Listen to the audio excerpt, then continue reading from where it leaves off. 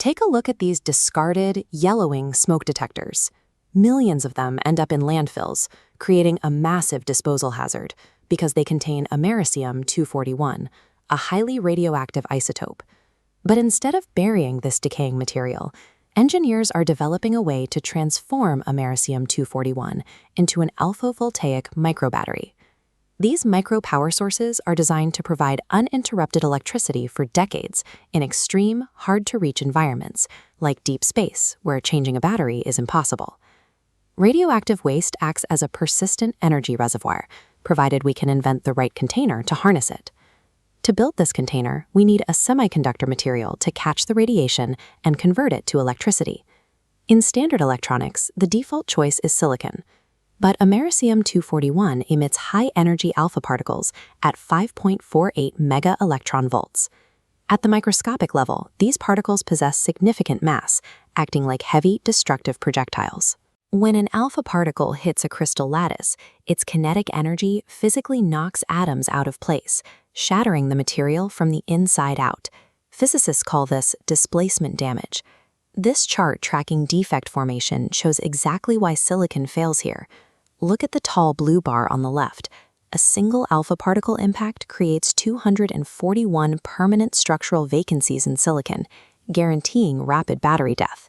Conventional electronics will literally self-destruct before producing meaningful power. Utilizing nuclear decay requires an entirely different approach to material science.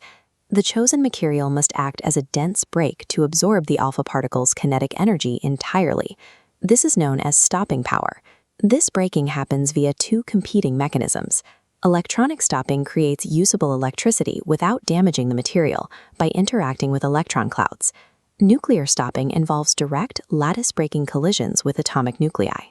Researchers ran SRIM computer simulations to track these energy loss paths across different materials.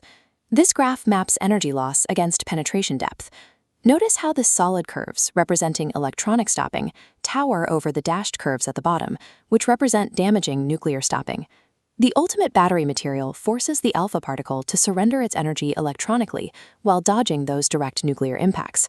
To find a material better than silicon, researchers tested a class of advanced materials known as wide bandgap semiconductors: silicon carbide, gallium nitride, and diamond. They evaluated them using the Radiation Tolerance Index, a mathematical ratio of good electronic stopping to bad nuclear stopping. This chart compares the index. Gallium nitride's green bar scores 430, worse than silicon, because heavy gallium atoms cause nuclear collisions. Now look at the red bar. Diamond is the champion at 670. Its light carbon atoms strip energy purely electronically. Physical durability alone cannot withstand these particles. Survival relies on the precise combination of atomic lightness and electronic density. Returning to our defect chart, the red bar on the right proves diamond's structural victory. It sustains only 87 vacancies per ion, nearly a third of the damage suffered by silicon. This chart details the minimum device thickness required to absorb radiation. The top bar shows diamond needs an active thickness of just 14.1 micrometers. Compare that to the massive silicon bar at the bottom, requiring nearly 30 micrometers. In the physical footprint of one silicon cell, engineers can stack two ultra-thin diamond cells, doubling the voltage output.